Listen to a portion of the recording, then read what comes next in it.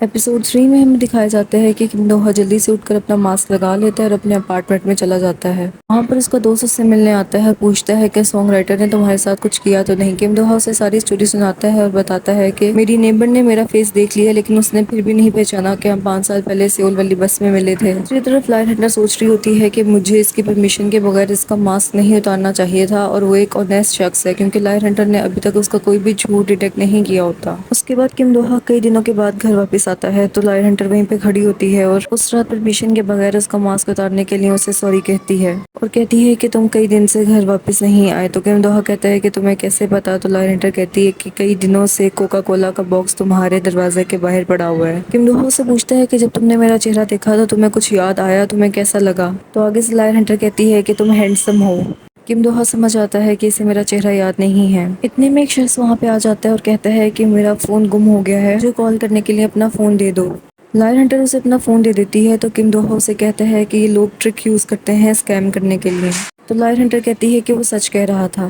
फिर वो शख्स कहता है कि मैं अपना कार्ड अपने फ़ोन के केस में रखता हूँ इसलिए मुझे कैब के लिए पैसे चाहिए। आपके फ़ोन में मेरा नंबर है, मैं घर जाते ही ट्रांसफ़र कर दूंगा, आप मुझे अपना अकाउंट नंबर सेंड कर देना। लायर हंटर के पास कैश नहीं होता इसलिए वो किम दोहा से लेकर उसे दे देती है और किम दोहा से कहती है कि मैं वापस कर दूंगी। किम दोहा हैरान होता है कि किसी भी शख्स पर यकीन कर लेती है क्योंकि उसे नहीं पता होता कि एक लायर हंटर लाइज डिटेक्ट कर सकती है। उसके बाद किम दोहा अपने अपार्टमेंट जाता है तो उसके दरवाजे पर वाकई कोक का बॉक्स पड़ा होता है जिसे उठाकर वो अंदर ले जाता है और सोचता है कि ये लड़की हर अरे अरे की बात पर यकीन कर लेती है। उसके बाद दिखाया जाता है कि शियोन एक परफॉर्मेंस करते हुए जानबूझकर नीचे गिर जाती है क्योंकि वो किम दोहा की अटेंशन लेना चाहती है क्योंकि किम दोहा उससे बात नहीं कर रहा होता। शियोन किम दोहा को बहुत ज्यादा पसंद करती होती है और आखिरकार वो अपने मकसद में कामयाब हो जाती है। किम दोहा की उसे कॉल आती है और शियोन उससे मिलने का कहती है लेकिन किम दोहा उसकी खैरियत पूछकर कॉल एंड कर देता है और किम दोहा का फ्रेंड उसे कहता है कि तुमने एक 35 सेकंड फोन कॉल के लिए इतना ड्रामा किया और ये सोचना भी मत कि किम दोहा तुम्हें पसंद करता है।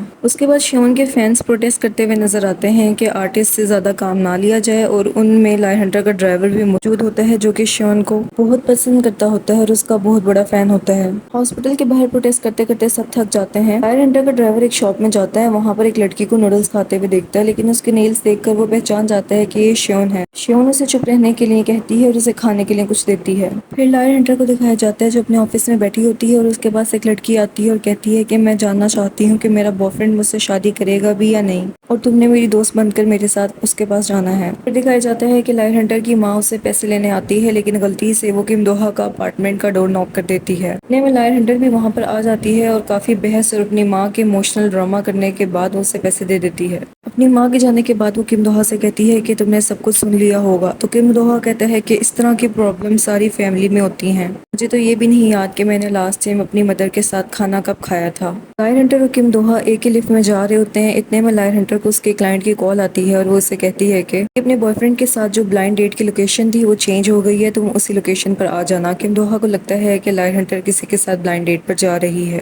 किम दोहा के फ्रेंड का भाई शियोन को किम दोहा के घर का पता बता देता है। फिर सीन शिफ्ट होता है ब्लाइंड डेट की तरफ। लायर हंटर की क्लाइंट अपनी बॉयफ्रेंड से पूछती है कि तुम पिछले काफी दिनों से मसरूफ हो, तो वो कहता है कि हाँ मैं काम में बिजी हूँ। लायर हंटर लायर को डिटेक्ट कर लेती है और एक डिवाइस के थ्रू अपनी क्लाइंट को सिग्नल देती है कि ये झूठ बोल रहा है।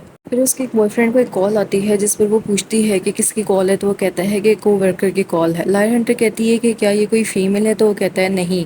लायर हंटर फिर उसके झूठ को डिटेक्ट करके अपने क्लाइंट को सिग्नल करती है। फिर लायर हंटर की क्लाइंट अपने बॉयफ्रेंड से पूछती है कि क्या तुम उससे वाकई शादी करोगे भी या नहीं। उसका बॉयफ्रेंड उसकी बात को इग्नोर करके वहाँ से उठ के चला जाता है। लायर हंटर को कुछ ओल्ड मेमोरीज याद आती हैं। उसमें दिखाया जाता है कि उसे उसके बॉयफ्रेंड ने प्रपोज किया था। सीन ब्लाइंड डेट की तरफ शिफ्ट होता है जहाँ पर लायर हंटर की क्लाइंट का बॉयफ्रेंड कहता है कि तुम ये किस तरह की बातें लेकर बैठ गई हो। वो क्लाइंट कहती है I have fallen in love with you, जिस पर वो कहता है कि हम इस बारे में बाद में बात करेंगे और वो रोने लगती है। लायर हंटर की क्लाइंट लायर हंटर से रोते हुए कहती है कि तुम बस एक बार बोल दो कि तुम सच और झूठ में फर्क नहीं कर सकती और मेरा बॉयफ्रेंड अब तक जो भी कह रहा था सच कह रहा था। तो लायर हंटर कहती है कि मैं तुम्हें सिर्फ इतना कह सकती हूँ कि अगर तुमने उससे शादी की तो तुम खुश नहीं रहोगी। लायर हंटर वहाँ से जाने लगती है। इतने में उसकी क्लाइंट का बॉयफ्रेंड उसे सरप्राइज देता है और उसके क्लाइंट को प्रपोज कर देता है। लायर हंटर को फिर से ओल्ड मेमोरीज याद आती हैं जब उसका बॉयफ्रेंड उसे प्रपोज करने के 1 महीने बाद ही चेंज हो जाता है और उसे झूठ बोलना स्टार्ट कर देता है। लायर हंटर से पूछती है क्या तुम उससे वाकई अगले साल शादी करोगे, तो वो आगे से कहता है हाँ हम करेंगे। लायर हंटर लायर डिटेक्ट कर लेती और उसे बताती है कि वो लाइस सेंस कर लेती है और ब्रेकअप कर लेती है। सीन वापस प्रेजेंट टाइम में शिफ्ट होता है। वहां से निकलने के बाद लायर हंटर एक क्लब में जाती है जहां पर किम दोहा पियानो प्ले कर रहा होता है और वो बहुत ज्यादा ड्रिंक कर लेती है। वहां पर उसकी मुलाकात अपनी कजन के एक्स बॉयफ्रेंड से होती है जिसके तमाम झूठ उसने फर्स्ट एपिसोड में डिटेक्ट किए थे। वो उससे पूछता है कि तुम्हारी कजन कैसी है और आजकल क्या कर रही है, तो वो आगे से कहती है कि मुझे नहीं पता। फिर वो कहता है कि तुम तो कहीं से भी अपनी कजन की तरह नहीं लगती, जिस पर लायर हंटर कोई जवाब नहीं देती और वो समझ आता है कि वो इसकी कोई कजन नहीं थी बल्कि क्लाइंट थी। वो लायर हंटर पर चीखने चिल्लाने लगता है कि तुमने बिला वजह मेरे मैटर में इंटरफेयर क्यों किया, और उसके साथ काफी बदतमीजी करने लगता है। किम दोहा खिड़की से ये सब देख रहा होता है और सोच रहा होता है कि इसकी ब्लाइंड डेट ड्रिंकिंग डेट में कब कन्वर्ट होगी, लेकिन जब वो शख्स लायर हंटर से बदतमीजी करता है तो किम दोहा आकर उसे धक्का दे देता है और लायर हंटर को लेकर वहां से चला जाता है। वो अभी तक होश में नहीं आई होती। किम दोहा उससे पूछता है कि क्या ये डेट थी, तो वो कहती है कि ये कोई डेट नहीं थी और वो अपना स्ट्रेस रिलीज करने के लिए जोर जोर से शाउट करती है। फिर वो एक रेस्टोरेंट जाकर सूप पीते हैं। किम दोहा अनईजी फील कर रहा होता है तो लायर हंटर उसे एक ऐसी साइड पर बिठा देती है जहां पर कोई भी उसे देख ना सके। फिर वो इजी होकर सूप पी लेता है। जब वो अपनी बिल्डिंग पहुंचते हैं तो एक न्यूज रिपोर्टर एक शख्स के साथ वहां खड़ा होता है। वो लायर हंटर से पूछता है कि क्या उसने ऐसे शख्स को देखा है जो ब्लैक मास्क लगाता है और उसकी हाइट कितनी है और वो फ्लैट नंबर 502 में रहता है। लायर हंटर समझ आती है कि ये किम दोहा के बारे में पूछ रहे हैं। इतने में किम दोहा वहां पर आ जाता है लेकिन उसने मास्क नहीं लगाया होता। लायर हंटर जल्दी से उसकी तरफ भागती है और उसके सामने खड़े होकर जंपिंग करने लगती है ताकि वो किम दोहा की शक्ल ना देख सकें। यहाँ पर एपिसोड 3 खत्म हो जाती है।